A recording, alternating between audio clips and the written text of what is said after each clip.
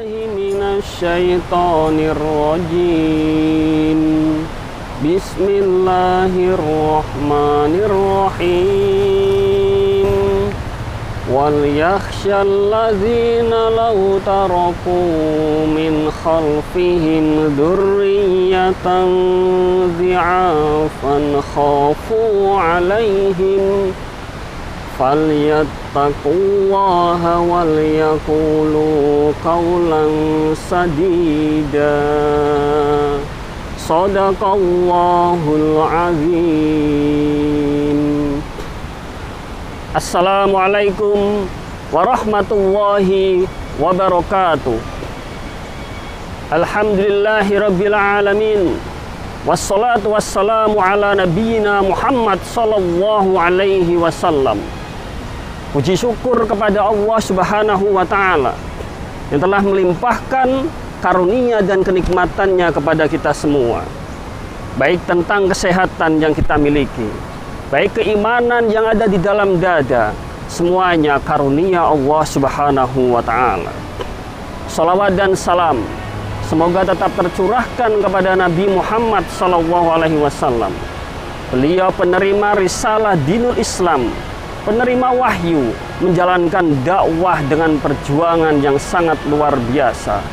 Mudah-mudahan kita sebagai umat Rasulullah SAW dapat mencontoh perilaku beliau sedikit demi sedikit sesuai dengan kemampuan kita dan dilakukan secara istiqomah.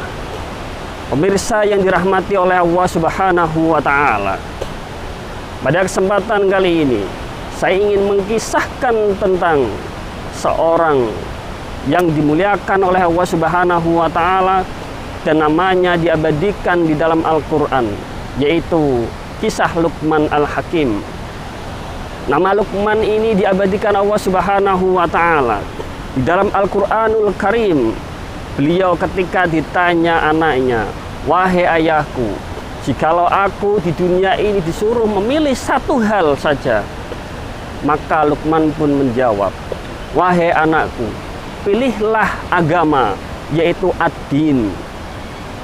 Allah Subhanahu wa ta'ala dalam Al-Quranul Karim menyampaikan, "A'udzubillahi minasyaitonirrajim. Innad dina indallahil Islam." Wahai anakku, Allah Subhanahu wa ta'ala menyampaikan bahwa sesungguhnya agama yang diridhoi oleh Allah Subhanahu wa ta'ala adalah agama Islam. Kenapa wahai ayahku saya harus memilih agama? Karena dengan agama ini engkau dapat menjalani kehidupanmu dengan bahagia. Agama mengatur segalanya. Begitu ya ayahku. Iya, seperti itulah wahai anakku. Wahai ayahku, jikalau aku disuruh memilih dua hal, apa yang harus aku pilih? Pilihlah harta wahai anakku.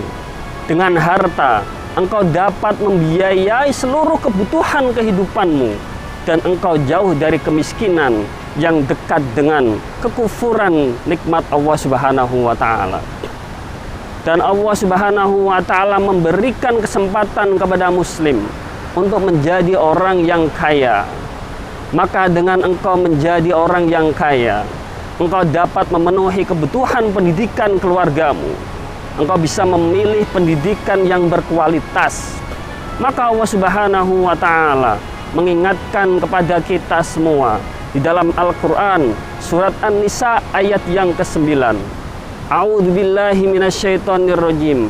Wal yakhshal ladzina law taraku min khalfihim dzurriyyatan dhi'afan khafu 'alaihim falyattaqullaha wal yaqulu qawlan sadida.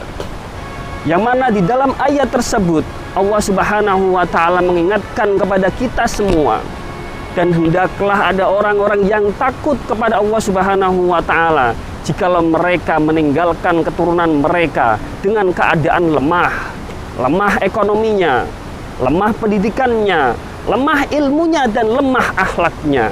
Disitulah wahai anakku peran harta dalam kehidupan manusia.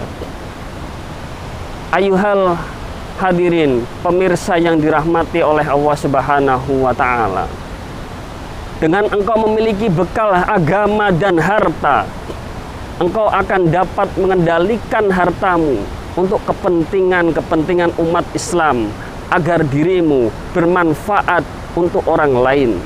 Dengan harta pula engkau dapat berinfak, bersedekah sebagaimana yang diperintahkan oleh Allah Subhanahu wa taala. Pemirsa yang dirahmati oleh Allah Subhanahu wa taala, mudah-mudahan di bulan Ramadan ini kita masih diberikan kesempatan untuk bersedekah, berinfak, berzakat melalui harta yang diberikan oleh Allah Subhanahu wa taala.